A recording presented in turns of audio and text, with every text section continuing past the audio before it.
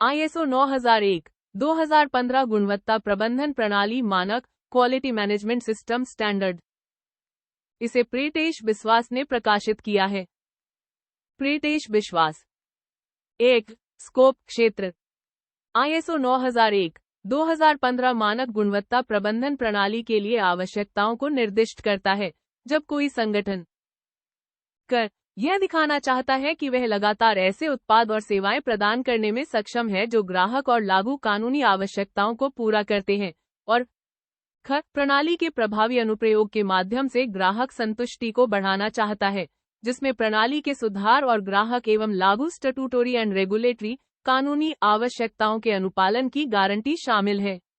ISO 9001, 2015 मानक की सभी आवश्यकताएं सामान्य हैं और किसी भी संगठन, चाहे उसका प्रकार, आकार या उसके प्रोडक्ट्स, उत्पाद और सर्विसेज, सेवाएं कुछ भी हों, के लिए लागू की जा सकती हैं। 2. नॉर्मेटिव रेफरेंस, मानक संदर्भ। निम्नलिखित दस्तावेज पूर्ण या आंशिक रूप से इस दस्तावेज में मानक रूप से संदर्भित हैं और इसके अनुप्रयोग के लिए अनिवार्य हैं। दिनांकित संदर्भों के लिए केवल उद्धृत संस्करण ही लागू होता है। बिना दिनांक वाले संदर्भों के लिए संदर्भित दस्तावेज का नवीनतम संस्करण किसी भी संशोधन सहित लागू होता है। ISO 9000, 2015 quality management systems, fundamentals and vocabulary. 3 terms and definition, नियम और परिभाषाएं। ISO 9001, 2015 मानक के उद्देश्यों के लिए ISO 9000, 2015 में दिए गए टर्म्स एंड डेफिनेशन, नियम और परिभाषाएं लागू होती हैं। 4. कॉन्टेक्स्ट ऑफ ऑर्गेनाइजेशन, संगठन का संदर्भ। 4.1 understanding organization and its context, संगठन और उसके संदर्भ को समझना। संगठन को उन बाहरी और आंतरिक मुद्दों का निर्धारण करना चाहिए जो उसके उद्देश्य और रणनीतिक दिशा के लिए प्रासंगिक है और जो उसकी गुणवत्ता प्रबंधन प्रणाली के इच्छित परिणामों को प्राप्त करने की क्षमता को प्रभावित करते हैं। संगठन को इन बाहरी और आंतरिक मुद्दों के बारे में जानकारी की निगरानी और समीक्षा करनी चाहिए। संगठन को यह निर्धारण करना चाहिए कि जलवायु परिवर्तन एक प्रासंगिक मुद्दा है या नहीं। नोट 1. मुद्दों में विचार के लिए सकारात्मक और नकारात्मक कारक या स्थितियां शामिल हो सकती हैं। नोट 2.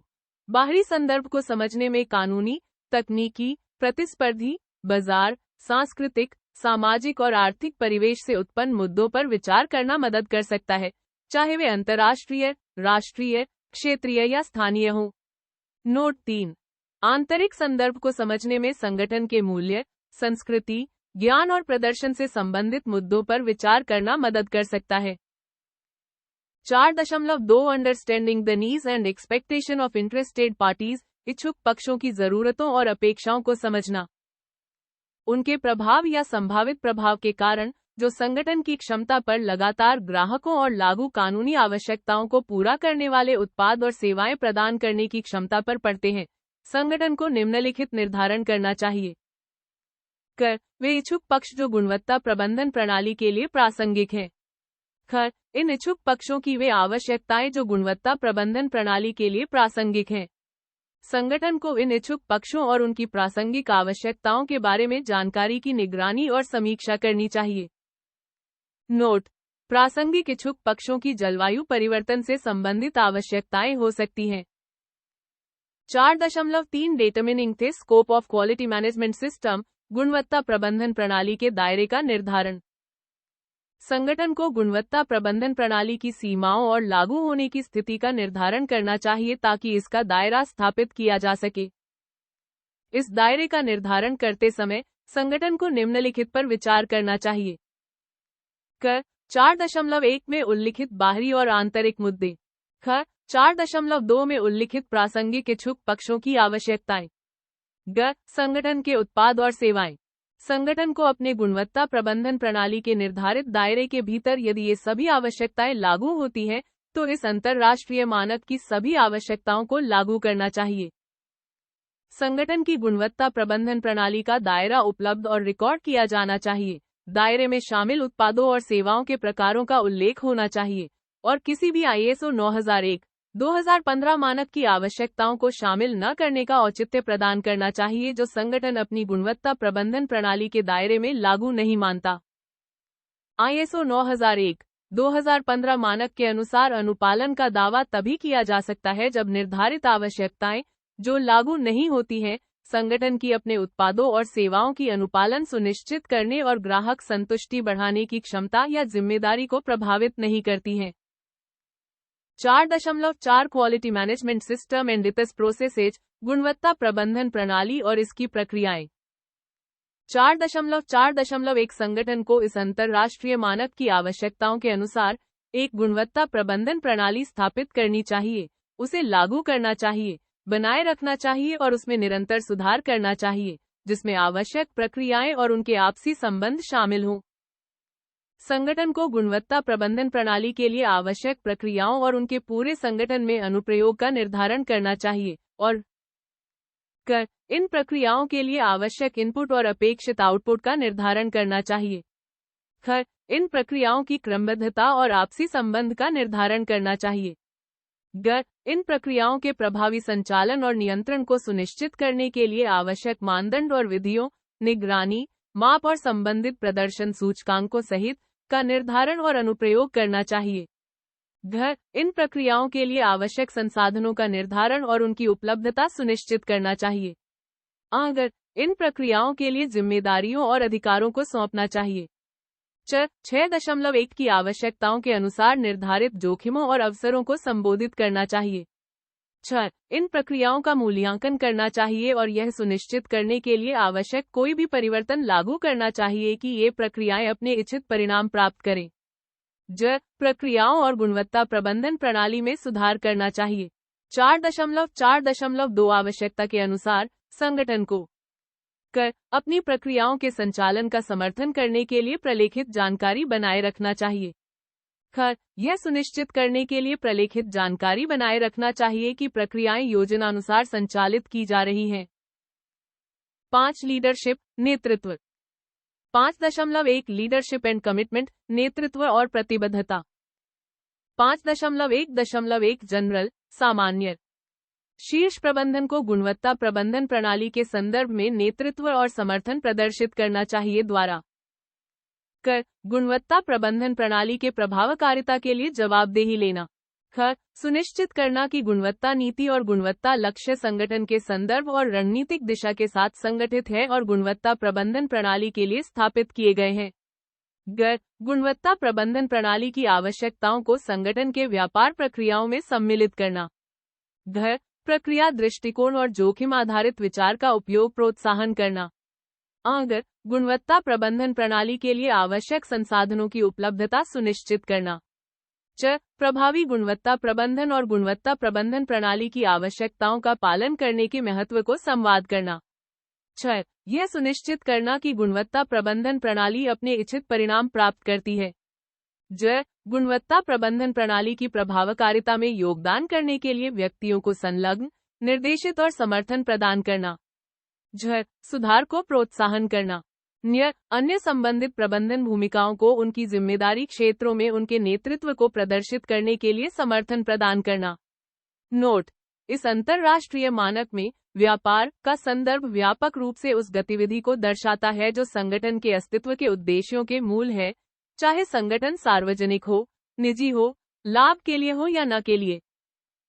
5.1.2 कस्टमर फोकस, ग्राहक पर ध्यान।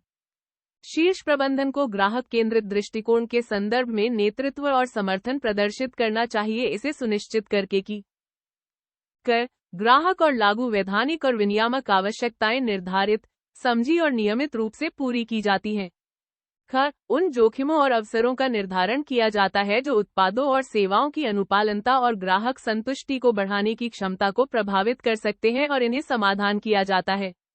ग्राहक संतुष्टि को बढ़ाने पर ध्यान दिया जाता है। 5.2 पॉलिसी, नीति। 5.2.1 एस्टैब्लिशिंग थे क्वालिटी पॉलिसी, गुणवत्ता नीति की स्थापना।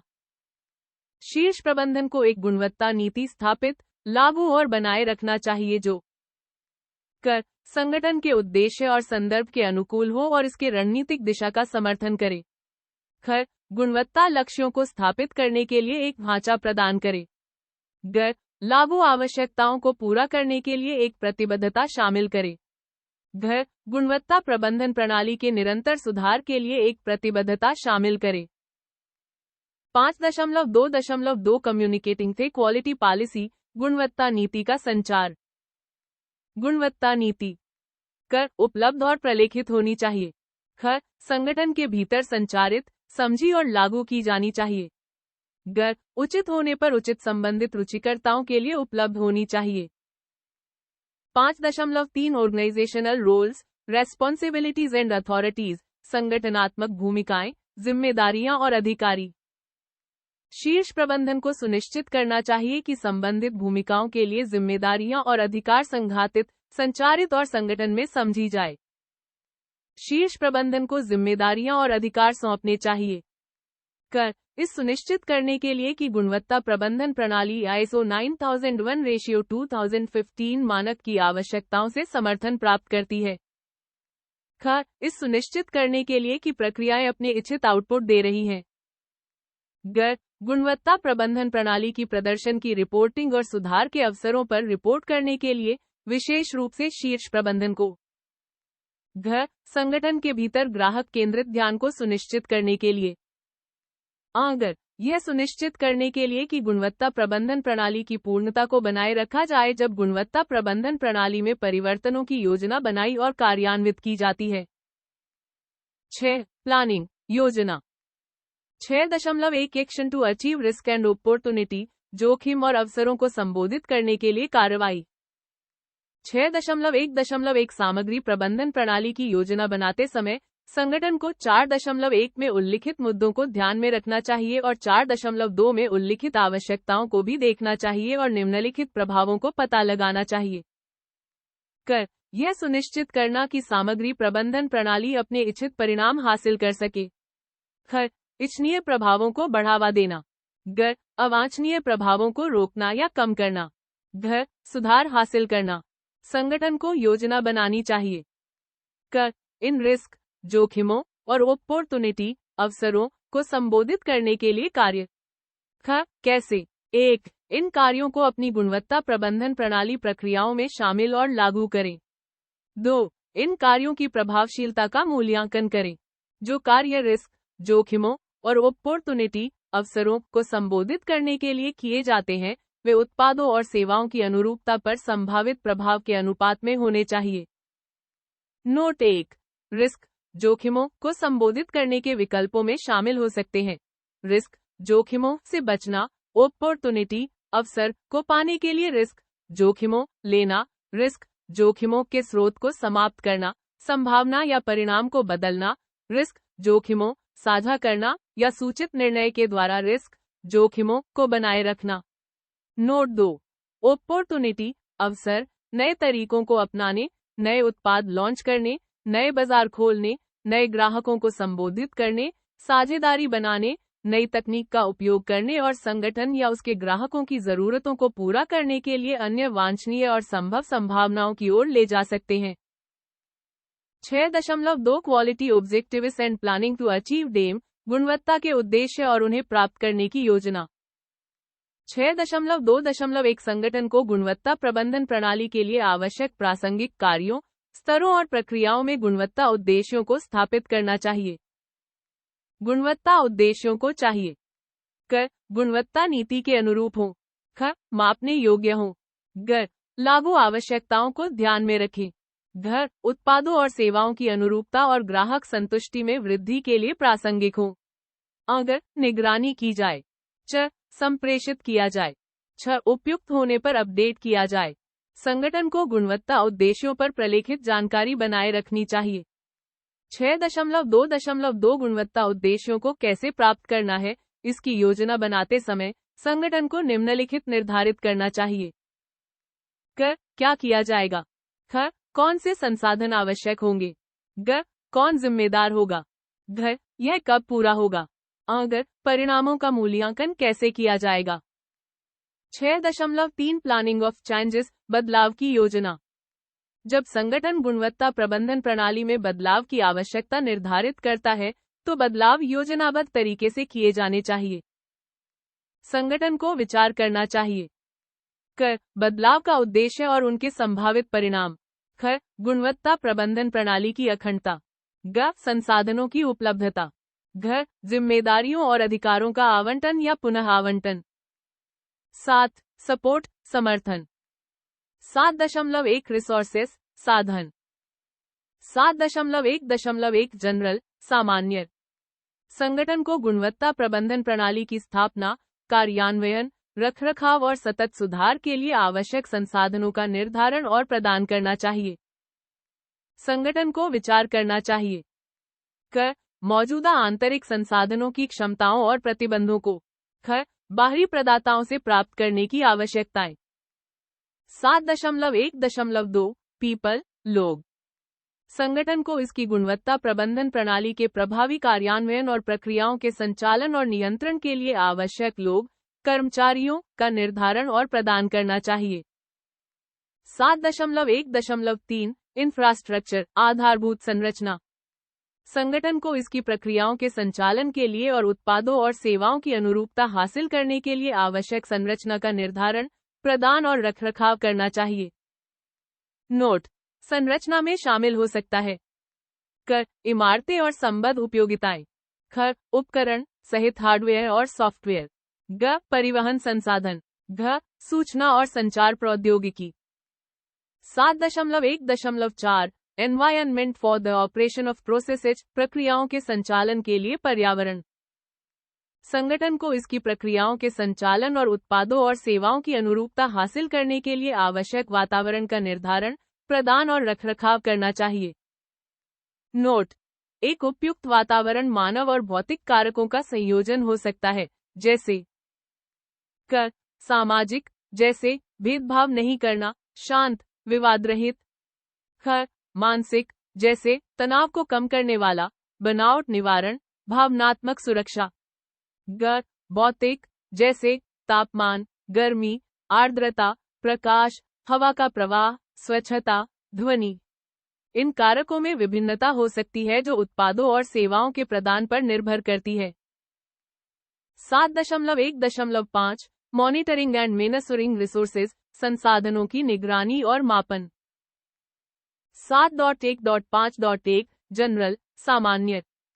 संगठन को आवश्यक निगरानी और मापने के उपकरणों का निर्धारण और प्रावधान करना होगा ताकि यह सुनिश्चित किया जा सके कि उत्पादों और सेवाओं की आवश्यकताओं की पुष्टि के लिए सही और विश्वसनीय परिणाम प्राप्त हों। संगठन यह सुनिश्चित करेगा कि प्रदान किए गए निगरानी और मापने के उपकरण क. जिस विशेष प्रकार की निगरानी और मापन गतिविधियों के लिए उपयोग किए जा रहे हैं, उनके लिए उपयुक्त हों।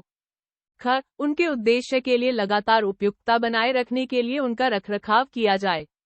संगठन को उपयुक्त रिकॉर्ड रखने होंगे ताकि यह प्रमाणित हो सके कि निगरानी और मापन संसाधन अपने उद्देश्य के लिए उपयुक्त हैं। 7.1.5.2 मेजरमेंट ट्रेसेबिलिटी मापन का अनुगम्यता। जब मापन का अनुगम्यता ट्रेसेबिलिटी एक आवश्यक शर्त होती है या संगठन द्वारा मापन परिणामों की वैधता में विश्वास प्रदान करने के लिए एक महत्वपूर्ण भाग माना जाता है, तो मापने के उपकरण को निम्नलिखित किया जाना चाहिए। क. अंतरराष्ट्रीय या राष्ट्रीय मापन मानकों के अनुरूप मापन मानकों के विरुद्ध निर्दिष्ट अंतराल पर या उपयोग से पहले अंशांकित, कैलिब्रेटेड या सत्यापित, वेरीफाइड या दोनों।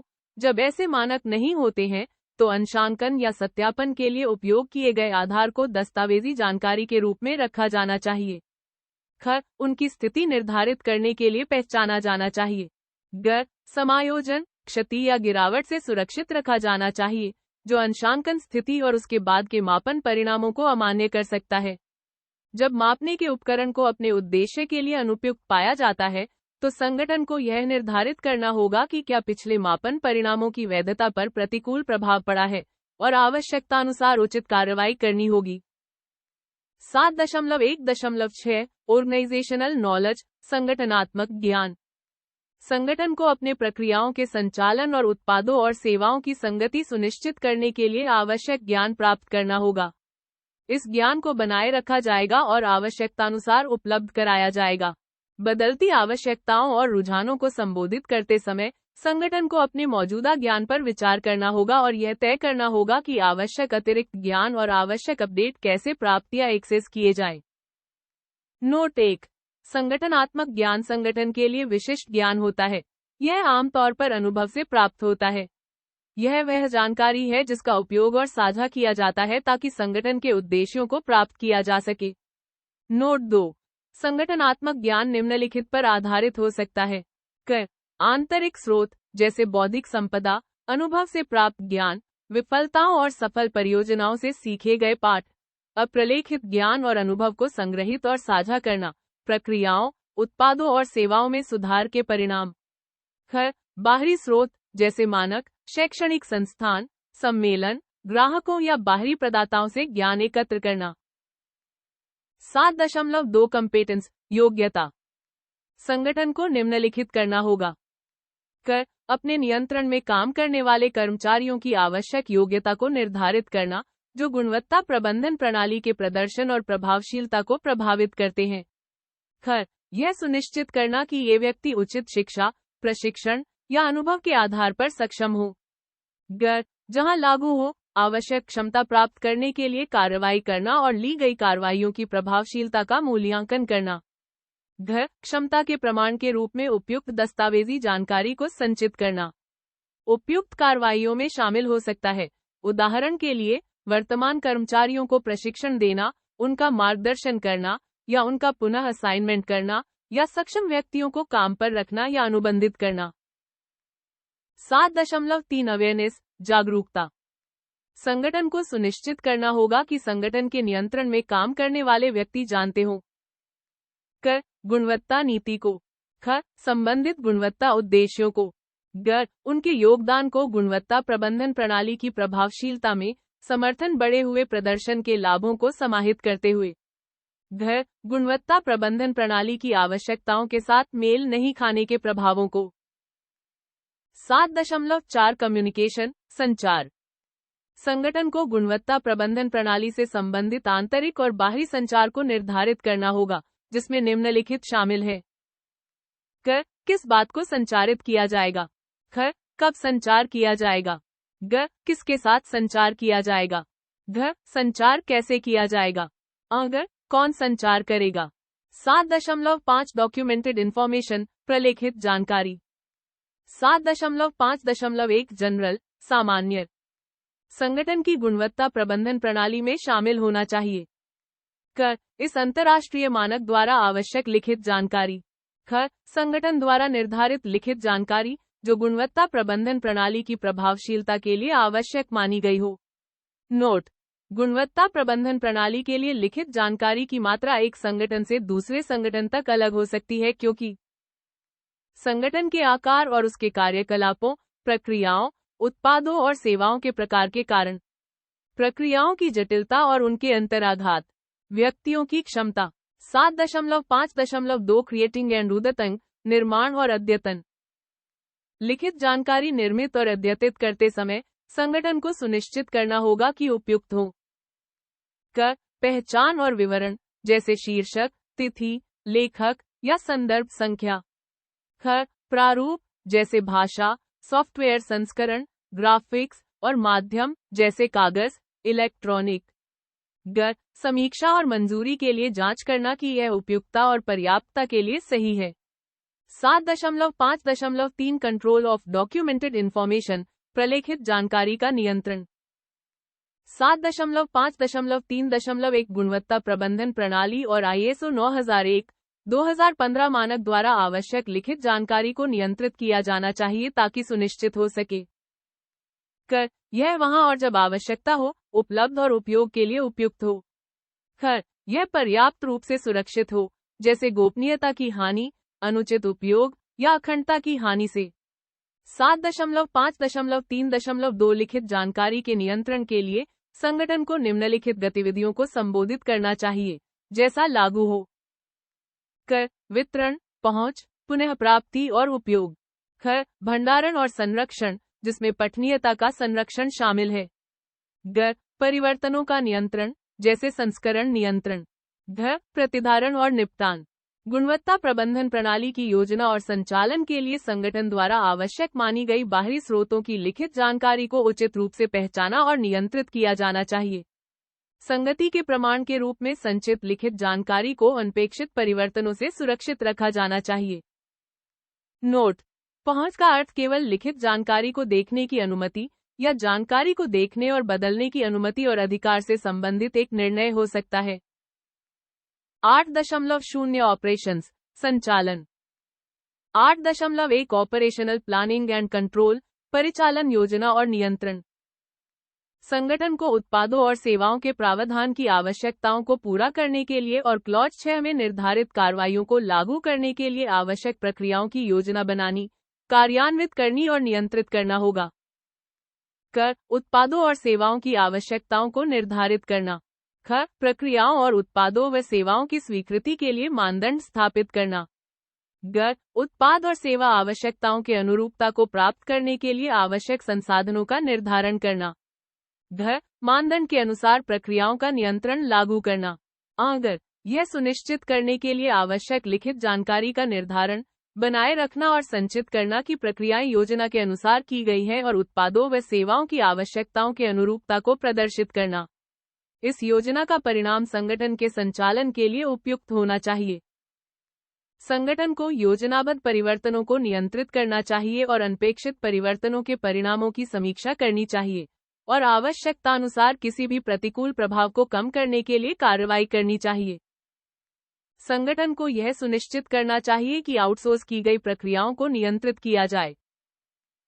8.2 requirement for products and services, उत्पादों और सेवाओं की आवश्यकताएं। 8.2.1 कस्टमर कम्युनिकेशन, ग्राहक से संवाद।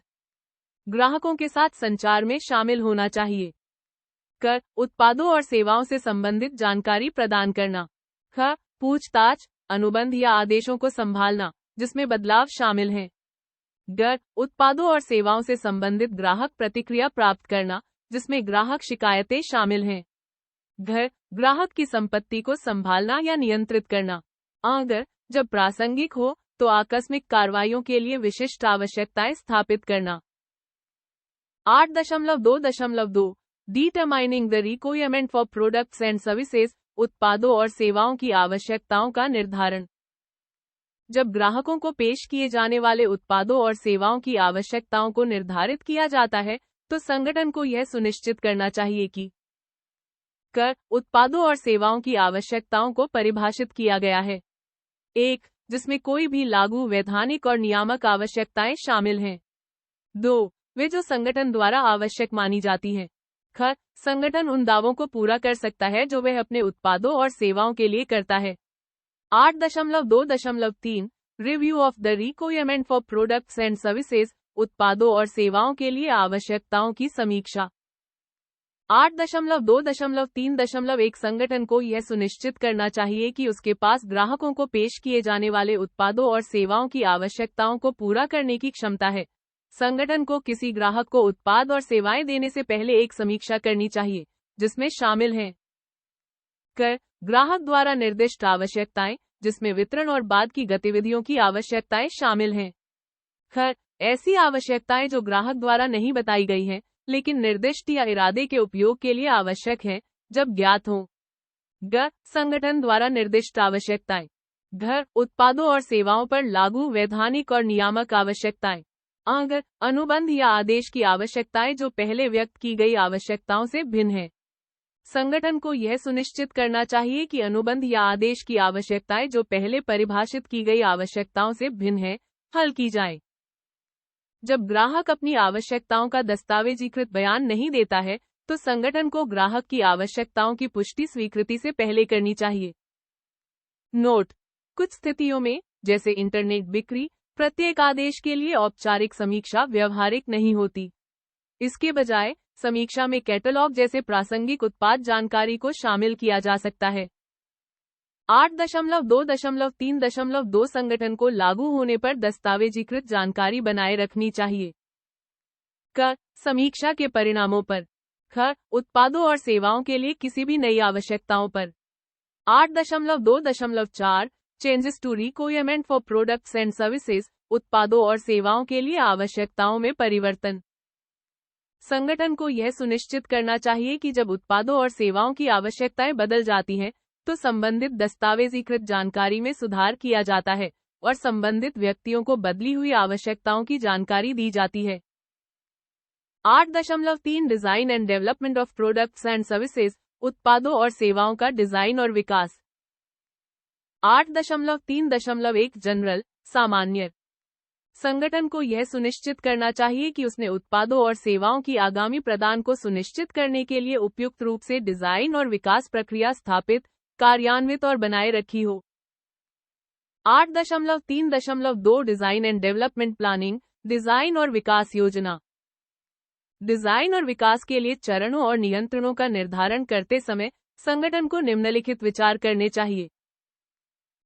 डिजाइन और विकास गतिविधियों की प्रकृति, अवधि और जटिलता। आवश्यक प्रक्रिया चरण, जिसमें लागू डिजाइन और विकास समीक्षाएं शामिल हैं। आवश्यक डिजाइन और विकास सत्यापन और मान्यता प्रक्रियाएं। डिजाइन और विकास प्रक्रिया में शामिल जिम्मेदारियों और अधिकारों। उत्पादों और सेवाओं के डिजाइन और विकास के लिए आंतरिक और बाह्य संसाधन की आवश्यकताएं। डिजाइन और विकास प्रक्रिया में शामिल व्यक्तियों के बीच संवाद को नियंत्रित करने की आवश्यकता। डिजाइन और विकास प्रक्रिया में ग्राहकों और उपयोगकर्ताओं की शामिली की आवश्यकता। उत्पादों और सेवाओं की आगामी प्रदान के लिए आवश्यकताएं। ग्राहकों और अन्य संबंधित हितधारक पक्षों द्वारा डिजाइन और विकास प्रक्रिया के लिए अपेक्षित नियंत्रण स्तर। दस्तावेजीकृत जानकारी की आवश्यकता, जो यह सिद्ध करने के लिए कि डिजाइन और विकास आवश्यकताएं पूरी हुई हैं। 8.3.3 design and development inputs, design और विकास इनपुट। संगठन को निर्धारित करना चाहिए कि डिजाइन और विकसित करने के लिए विशिष्ट प्रकार के उत्पाद और सेवाओं के लिए आवश्यकताएं क्या हैं। संगठन को निम्नलिखित को विचार में लेना चाहिए। कार्यात्मक और प्रदर्शन आवश्यकताएं। पिछली समान डिजाइन और विकास गतिविधियों से प्राप्त जानकारी। वैधानिक और नियामकीय आवश्यकताएं। मानक या संगठन द्वारा प्रतिबद्ध कोड ऑफ प्रैक्टिस। उत्पादों और सेवाओं की प्रकृति के कारण असफलता के संभावित परिणाम। इनपुट डिजाइन और विकास के उद्देश्यों के लिए पर्याप्त, पूर्ण और स्पष्ट होने चाहिए। विरोधाभासी डिजाइन और विकास इनपुट को हल किया जाना चाहिए। संगठन को डिजाइन और विकास इनपुट पर दस्तावेजीकृत जानकारी रखनी चाहिए। 8.3.4 design and development controls, design और विकास नियंत्रण। संगठन को डिजाइन और विकास प्रक्रिया पर नियंत्रण लागू करना चाहिए ताकि यह सुनिश्चित हो सके कि प्राप्त करने वाले परिणाम परिभाषित हों। समीक्षाएं आयोजित की जाए ताकि डिजाइन और विकास के परिणाम आवश्यकताओं को पूरा करने में सक्षम है या नहीं, इसका मूल्यांकन किया जा सके। सत्यापन गतिविधियां आयोजित की जाए ताकि डिजाइन और विकास के उत्पाद इनपुट आवश्यकताओं को पूरा करते हैं। मान्यता गतिविधियां आयोजित की जाए ताकि परिणित उत्पाद और सेवाएं विशिष्ट अनुप्रयोग या इरादे के लिए आवश्यकताओं को पूरा करती हैं। समीक्षाओं, सत्यापन और मान्यता गतिविधियों के दौरान निर्धारित समस्याओं पर कोई आवश्यक कार्रवाई ली जाए। इन गतिविधियों की दस्तावेजीकृत जानकारी रखी जाए। नोट: डिजाइन और विकास समीक्षा, सत्यापन और मान्यता के अलग अलग उद्देश्य होते हैं। इन्हें संगठन के उत्पादों और सेवाओं के लिए उपयुक्त होने पर अलग अलग या किसी भी संयोजन में आयोजित किया जा सकता है। 8.3.5 design and development outputs, design और विकास आउटपुट। संगठन को यह सुनिश्चित करना चाहिए कि डिजाइन और विकास के उत्पाद इनपुट आवश्यकताओं को पूरा करते हैं। उत्पादों और सेवाओं की प्रदान प्रक्रियाओं के बाद के लिए पर्याप्त हैं। जैसे योग्य हो, निगरानी और मापन की आवश्यकताओं को शामिल या संदर्भित करते हैं, और स्वीकृति मानक उन उत्पादों और सेवाओं की विशेषताओं को स्पष्ट करते हैं जो उनके उद्देश्य के लिए और उनके सुरक्षित और उचित प्रदान के लिए आवश्यक हैं। संगठन को डिजाइन और विकास के उत्पादों पर दस्तावेजीकृत जानकारी रखनी चाहिए। 8.3.6 design and development changes, design और विकास परिवर्तन। संगठन को यह सुनिश्चित करना चाहिए कि उत्पादों और सेवाओं के डिजाइन और विकास के दौरान या उसके बाद किए गए परिवर्तनों की पहचान, समीक्षा और नियंत्रण की जाती है, जिसका प्रभाव नियमों के अनुरूपता पर कोई अनुकूल प्रभाव न हो। संगठन को निम्नलिखित पर दस्तावेजीकृत जानकारी रखनी चाहिए। क. डिजाइन और विकास में किए गए परिवर्तनों पर। ख. समीक्षाओं के परिणाम पर। ग. परिवर्तनों की अधिकृति पर। घ. नकारात्मक प्रभावों को रोकने के लिए किए गए कार्रवाइयों पर। 8.4 control of externally provided processes, products and services, बाहरी रूप से प्रदान की गई प्रक्रियाओं, उत्पादों और सेवाओं पर नियंत्रण। 8.4.1 जनरल, सामान्य। संगठन को यह सुनिश्चित करना चाहिए कि बाहरी रूप से प्रदान की गई प्रक्रियाएं, उत्पाद और सेवाएं आवश्यकताओं के अनुरूप हों। संगठन को यह निर्धारित करना चाहिए कि बाहरी रूप से प्रदान की गई प्रक्रियाओं, उत्पादों और सेवाओं पर कौन से नियंत्रण लागू किए जाएं जब क. बाहरी प्रदाताओं से प्राप्त उत्पाद और सेवाएं संगठन के अपने उत्पादों और सेवाओं में शामिल की जानी हो। ख. बाहरी प्रदाताओं द्वारा संगठन की ओर से सीधे ग्राहकों को उत्पाद और सेवाएं प्रदान की जाती हो। ग. संगठन के निर्णय के परिणामस्वरूप एक प्रक्रिया या प्रक्रिया का हिस्सा बाहरी प्रदाता द्वारा प्रदान किया जाता हो।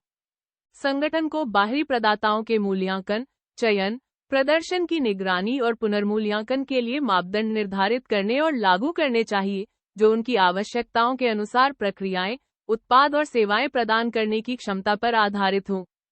संगठन को इन गतिविधियों और मूल्यांकनों से उत्पन्न किसी भी आवश्यक कार्रवाई की दस्तावेजीकृत जानकारी रखनी चाहिए। 8.4.2 type and extent of control, नियंत्रण के प्रकार और सीमा।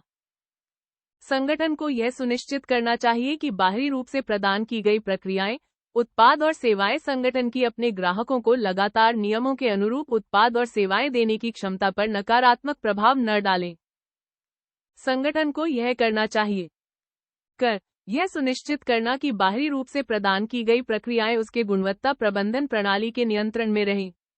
ख. उन नियंत्रणों को परिभाषित करना जो वह बाहरी प्रदाता पर लागू करना चाहता है और जो वह परिणामी उत्पाद पर लागू करना चाहता है। ग. यह ध्यान में रखना कि 1. बाहरी रूप से प्रदान की गई प्रक्रियाओं, उत्पादों और सेवाओं का संगठन की ग्राहकों की आवश्यकताओं और लागू वैधानिक और नियामक आवश्यकताओं को लगातार पूरा करने की क्षमता पर संभावित प्रभाव हो। 2. बाहरी प्रदाता द्वारा लागू नियंत्रणों की प्रभावशीलता। घ. उन सत्यापन या अन्य गतिविधियों को निर्धारित करना जो यह सुनिश्चित करने के लिए आवश्यक है कि बाहरी रूप से प्रदान की गई प्रक्रियाएं, उत्पाद और सेवाएं आवश्यकताओं को पूरा करती हैं। 8.4.3 इंफॉर्मेशन फॉर एक्सटर्नल प्रोवाइडर, आपूर्तिकर्ता के लिए सूचना। संगठन को यह सुनिश्चित करना चाहिए कि बाहरी प्रदाता को आवश्यकताएं संप्रेषित करने से पहले वे पर्याप्त हों। संगठन को बाहरी प्रदाताओं को अपनी आवश्यकताएं संप्रेषित करनी चाहिए, जिसमें शामिल हैं क. प्रदान की जाने वाली प्रक्रियाएं, उत्पाद और सेवाएं। ख. स्वीकृति 1. उत्पादों और सेवाओं की। 2. विधियों, प्रक्रियाओं और उपकरणों की। 3. उत्पादों और सेवाओं की रिहाई की। ग. योग्यता, जिसमें व्यक्तियों की कोई आवश्यक योग्यता शामिल हो। घ. संगठन के साथ बाहरी प्रदाताओं की बातचीत। अगर संगठन द्वारा बाहरी प्रदाताओं के प्रदर्शन का नियंत्रण और निगरानी। च. सत्यापन या मान्यता गतिविधियां जो संगठन या उसका ग्राहक बाहरी प्रदाताओं के परिसर में करना चाहता है। 8.5 प्रोडक्शन एंड सर्विस प्रोविजन, उत्पादन और सेवा का प्रावधान। 8.5.1 control of production and service provision, उत्पादन और सेवा प्रावधान का नियंत्रण। संगठन को नियंत्रित परिस्थितियों में उत्पादन और सेवा प्रदान करना चाहिए। नियंत्रित परिस्थितियों में निम्नलिखित शामिल होने चाहिए, जैसा लागू हो। क. दस्तावेजीकृत जानकारी की उपलब्धता जो परिभाषित करती है 1. निर्मित किए जाने वाले उत्पादों की विशेषताएं, प्रदान की जाने वाली सेवाएं या किए जाने वाले कार्य। 2. प्राप्त किए जाने वाले परिणाम। ख. उपयुक्त निगरानी और मापन संसाधनों की उपलब्धता और उपयोग। ग. यह सत्यापित करने के लिए उपयुक्त चरणों में निगरानी और मापन गतिविधियों का कार्यान्वयन की प्रक्रियाओं या उत्पादों के नियंत्रण के मापदंड और उत्पादों और सेवाओं के स्वीकृति मापदंड पूरे किए गए हैं। घ. प्रक्रियाओं के संचालन के लिए उपयुक्त बुनियादी ढांचा और पर्यावरण का उपयोग। अगर योग्य व्यक्तियों की नियुक्ति, जिसमें कोई भी आवश्यक योग्यता शामिल है। च उत्पादन और सेवा प्रदान के लिए प्रक्रियाओं के योजनाबद्ध परिणाम प्राप्त करने की क्षमता का सत्यापन और आवधिक पुनः सत्यापन, जहां परिणामी आउटपुट को बाद की निगरानी या मापन द्वारा सत्यापित नहीं किया जा सकता है। 6 मानव त्रुटि को रोकने के लिए कार्यान्वयन कार्यवाही। ज रिलीज, वितरण और बाद डिलीवरी गतिविधियों का कार्यान्वयन। 8.5.2 आइडेंटिफिकेशन एंड ट्रेसेबिलिटी, पहचान और पता लगाने की क्षमता। संगठन को उत्पादों और सेवाओं की अनुरूपता सुनिश्चित करने के लिए उपयुक्त साधनों का उपयोग करना चाहिए ताकि आउटपुट की पहचान की जा सके। संगठन को उत्पादन और सेवा प्रदान के दौरान निगरानी और मापन आवश्यकताओं के संबंध में आउटपुट की स्थिति की पहचान करनी चाहिए। जब अनुरेखण की आवश्यकता हो तो संगठन को आउटपुट की विशिष्ट पहचान को नियंत्रित करना चाहिए और अनुरेखण को सक्षम करने के लिए आवश्यक दस्तावेजीकृत जानकारी बनाए रखनी चाहिए। 8.5.3 प्रॉपर्टी बिलोंगिंग टू कस्टमर और एक्सटर्नल प्रोवाइडर, ग्राहकों या बाहरी प्रदाताओं का प्रॉपर्टी। संगठन को ग्राहकों या बाहरी प्रदाताओं की संपत्ति के साथ सावधानी बरतनी चाहिए जब वह संगठन के नियंत्रण में हो या संगठन द्वारा उपयोग की जा रही हो। संगठन को ग्राहकों या बाहरी प्रदाताओं द्वारा प्रदान की गई संपत्ति की पहचान, सत्यापन, संरक्षण और सुरक्षा करनी चाहिए, जो उत्पादों और सेवाओं में उपयोग या सम्मिलित किए जाने के लिए है। जब किसी ग्राहक या बाहरी प्रदाता की संपत्ति खो जाती है, नुकसान पहुंचती है या अन्य किसी कारण से उपयुक्त नहीं होती है, तो संगठन को इसे ग्राहक या बाहरी प्रदाता को सूचित करना चाहिए और इस पर क्या हुआ है कि दस्तावेजीकृत जानकारी रखनी चाहिए। नोट: ग्राहक या बाहरी प्रदाता की संपत्ति में सामग्री, घटक, उपकरण, परिसर, बौद्धिक संपत्ति और व्यक्तिगत डेटा शामिल हो सकते हैं।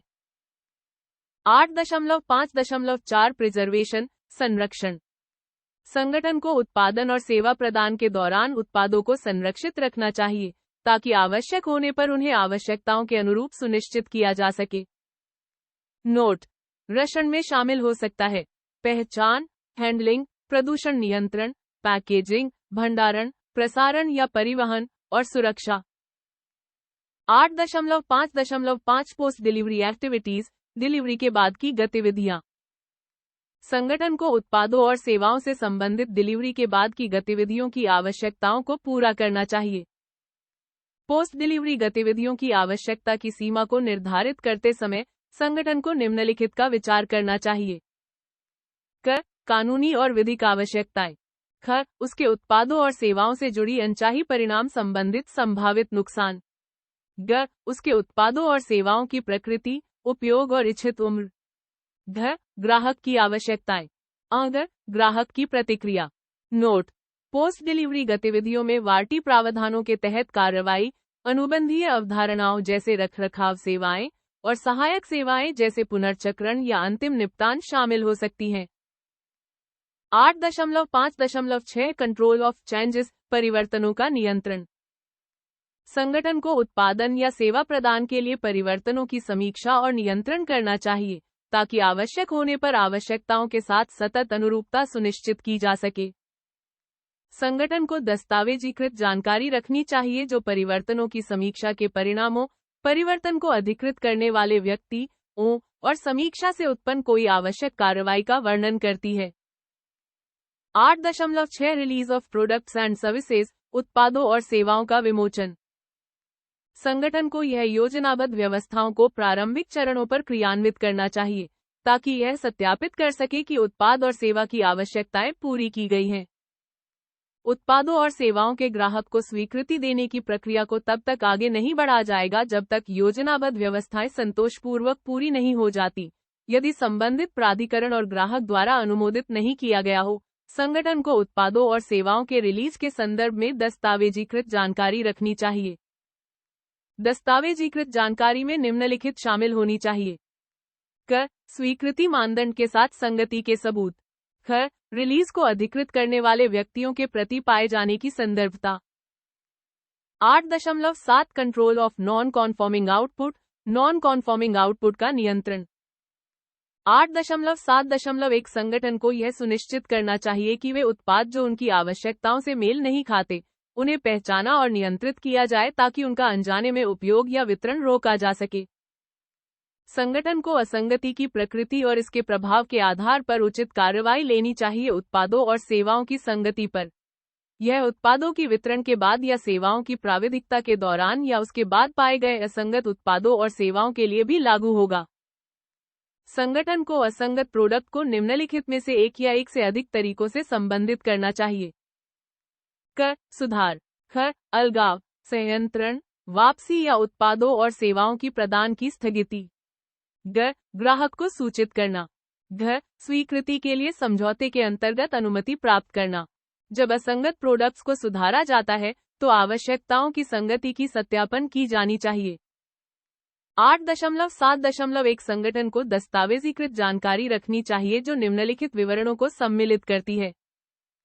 क. असंगतता का विवरण। ख. की गई कार्रवाई का विवरण। ग. प्राप्त किए गए किसी भी समझौते का विवरण। घ. असंगतता के संबंध में कार्रवाई निर्धारित करने वाली प्राधिकरण की पहचान।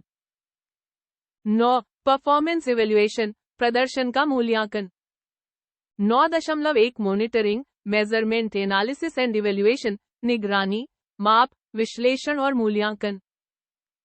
9.1.1 जनरल, सामान्य। संगठन को निम्नलिखित निर्धारित करना चाहिए। क. क्या निगरानी और मापन करना है। ख. निगरानी, मापन, विश्लेषण और मूल्यांकन के लिए आवश्यक विधियां ताकि वैध परिणाम सुनिश्चित किए जा सके। ग. निगरानी और मापन कब किया जाना चाहिए। घ. निगरानी और मापन के परिणाम कब विश्लेषित और मूल्यांकित किए जाएंगे। संगठन को गुणवत्ता प्रबंधन प्रणाली के प्रदर्शन और प्रभावशीलता का मूल्यांकन करना चाहिए। संगठन को परिणामों के प्रमाण के रूप में उपयुक्त दस्तावेजीकृत जानकारी बनाए रखनी चाहिए। 9.1.2 कस्टमर सेटिस्फैक्शन, ग्राहक संतुष्टि। संगठन को ग्राहकों की धारणाओं की निगरानी करनी चाहिए कि उनकी आवश्यकताओं और अपेक्षाओं को किस हद तक पूरा किया गया है। संगठन को इस जानकारी को प्राप्त करने, निगरानी करने और समीक्षा करने के तरीकों का निर्धारण करना चाहिए। नोट: ग्राहकों की धारणाओं की निगरानी के उदाहरणों में ग्राहक सर्वेक्षण, वितरित उत्पादों और सेवाओं पर ग्राहक प्रतिक्रिया, ग्राहकों के साथ बैठकें, बाजार हिस्सेदारी विश्लेषण, प्रशंसा, वार्टी दावे और डीलर रिपोर्ट शामिल हो सकते हैं। 9.1.3 एनालिसिस एंड इवैल्यूएशन, विश्लेषण और मूल्यांकन। संगठन को निगरानी और मापन से उत्पन्न उपयुक्त डेटा और जानकारी का विश्लेषण और मूल्यांकन करना चाहिए। विश्लेषण के परिणामों का उपयोग निम्नलिखित का मूल्यांकन करने के लिए किया जाना चाहिए। क. उत्पादों और सेवाओं की अनुरूपता। ख. ग्राहक संतुष्टि की डिग्री। ग. गुणवत्ता प्रबंधन प्रणाली का प्रदर्शन और प्रभावशीलता। घ. क्या योजना को प्रभावी रूप से लागू किया गया है। अगर जोखिमों और अवसरों को संबोधित करने के लिए की गई कार्रवाइयों की प्रभावशीलता। च. बाहरी प्रदाताओं का प्रदर्शन। छ. गुणवत्ता प्रबंधन प्रणाली में सुधार की आवश्यकता। डेटा को विश्लेषित करने के तरीके में स्टैटिस्टिकल टेक्निक्स, सांख्यिकीय तकनीक शामिल हो सकती हैं। 9.2 इंटरनल ऑडिट, आंतरिक ऑडिट। 9.2.1 संगठन को योजनाबद्ध अंतराल पर आंतरिक ऑडिट करना चाहिए ताकि यह जानकारी प्राप्त हो सके कि गुणवत्ता प्रबंधन प्रणाली क. अनुरूप है। 1. संगठन की अपनी गुणवत्ता प्रबंधन प्रणाली की आवश्यकताओं के। 2. इस अंतर्राष्ट्रीय मानक की आवश्यकताओं के। ख. प्रभावी ढंग से लागू और बनाए रखी जा रही है या नहीं। 9.2.2 संगठन को क. आवृत्ति, विधियां, जिम्मेदारियां, योजना, आवश्यकताएं और रिपोर्टिंग सहित एक ऑडिट कार्यक्रम की योजना बनाना, स्थापित करना, लागू करना और बनाए रखना चाहिए, जिसमें संबंधित प्रक्रियाओं की महत्ता, संगठन को प्रभावित करने वाले परिवर्तन और पिछले ऑडिट के परिणामों को ध्यान में रखना चाहिए। ख. प्रत्येक ऑडिट के लिए ऑडिट मानदंड और क्षेत्र को परिभाषित करना चाहिए। ग. ऑडिटरों का चयन करना चाहिए और ऑडिट करना चाहिए ताकि ऑडिट प्रक्रिया की वस्तुनिष्ठता और निष्पक्षता सुनिश्चित हो सके। घ. ऑडिट के परिणामों को संबंधित प्रबंधन को रिपोर्ट करना सुनिश्चित करना चाहिए। अगर बिना किसी अनुचित देरी के उपयुक्त सुधार और सुधारात्मक कार्रवाइयां करनी चाहिए। च. ऑडिट कार्यक्रम के कार्यान्वयन और ऑडिट परिणामों के प्रमाण के रूप में दस्तावेजीकृत जानकारी को बनाए रखना चाहिए।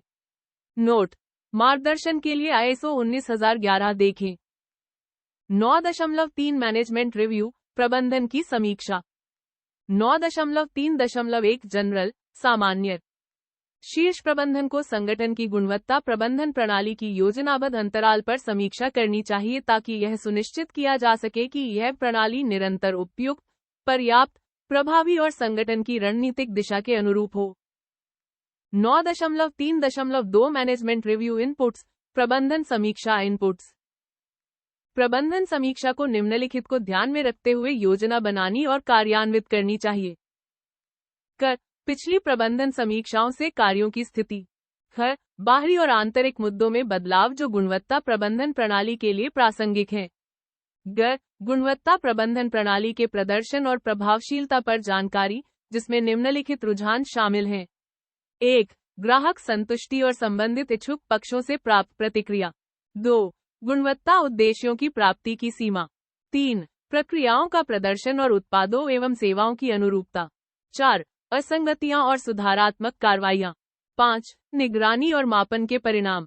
6. ऑडिट के परिणाम। 7. बाहरी प्रदाताओं का प्रदर्शन। संसाधनों की पर्याप्तता।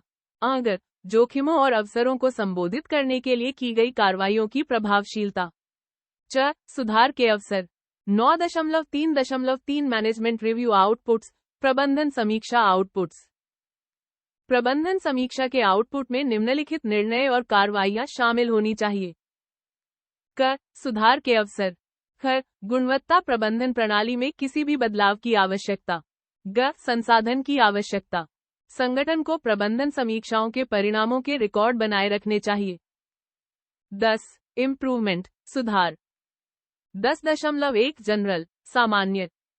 संगठन को सुधार के अवसरों का निर्धारण और चयन करना चाहिए और ग्राहक आवश्यकताओं को पूरा करने और ग्राहक संतुष्टि बढ़ाने के लिए आवश्यक कार्यों को लागू करना चाहिए। इनमें शामिल होना चाहिए। आवश्यकताओं को पूरा करने के साथ साथ भविष्य की आवश्यकताओं और अपेक्षाओं को पूरा करने के लिए उत्पादों और सेवाओं में सुधार करना। अवांछित प्रभावों को ठीक करना, रोकना या कम करना। गुणवत्ता प्रबंधन प्रणाली के प्रदर्शन और प्रभावशीलता में सुधार करना। नोट: सुधार के उदाहरणों में सुधार, सुधारात्मक कार्रवाई, निरंतर सुधार, महत्वपूर्ण परिवर्तन, नवाचार और पुनर्गठन शामिल हो सकते हैं। 10.2 non conformity and corrective action, गैर पुष्टि और सुधारात्मक कार्रवाई। 10.2.1 जब कोई असंगति उत्पन्न होती है, जिसमें शिकायतों से उत्पन्न कोई भी असंगति शामिल है, तो संगठन को निम्नलिखित करना चाहिए। असंगति पर प्रतिक्रिया दें और जैसा लागू हो। 1. इसे नियंत्रित और सुधारने के लिए कार्रवाई करें। 2. परिणामों से निपटें। असंगति के कारणों को समाप्त करने के लिए कार्रवाई की आवश्यकता का मूल्यांकन करें, ताकि यह पुनः उत्पन्न न हो या अन्यत्र न हो। निम्नलिखित द्वारा। 1. असंगति की समीक्षा और विश्लेषण करना। 2. असंगति के कारणों का निर्धारण करना। 3. यह निर्धारित करना कि क्या समान असंगतियां मौजूद हैं या संभावित रूप से हो सकती हैं। आवश्यक कार्रवाई लागू करें। की गई सुधारात्मक कार्रवाई की प्रभावशीलता की समीक्षा करें। अगर आवश्यक होने पर योजना के दौरान निर्धारित जोखिमों और अवसरों को अपडेट करें। आवश्यक होने पर गुणवत्ता प्रबंधन प्रणाली में बदलाव करें। सुधारात्मक कार्रवाई असंगतियों के प्रभावों के अनुरूप होनी चाहिए। 10.2.2 संगठन को निम्नलिखित के साक्ष्य के रूप में प्रलेखित जानकारी बनाए रखनी चाहिए। असंगतियों का स्वभाव और इसके बाद की गई कोई भी कार्रवाई। किसी भी सुधारात्मक कार्रवाई के परिणाम। 10.3 कॉन्टिन्यूअल इम्प्रूवमेंट, निरंतर सुधार। संगठन को गुणवत्ता प्रबंधन प्रणाली की उपयुक्तता, पर्याप्तता और प्रभावकारिता में निरंतर सुधार करना चाहिए। संगठन को विश्लेषण और मूल्यांकन के परिणामों और प्रबंधन समीक्षा से निकली उत्पाद को ध्यान में रखकर यह निर्धारित करना चाहिए कि क्या ऐसी आवश्यकताएं या अवसर हैं जिन्हें सतत सुधार का हिस्सा बनाया जाना चाहिए।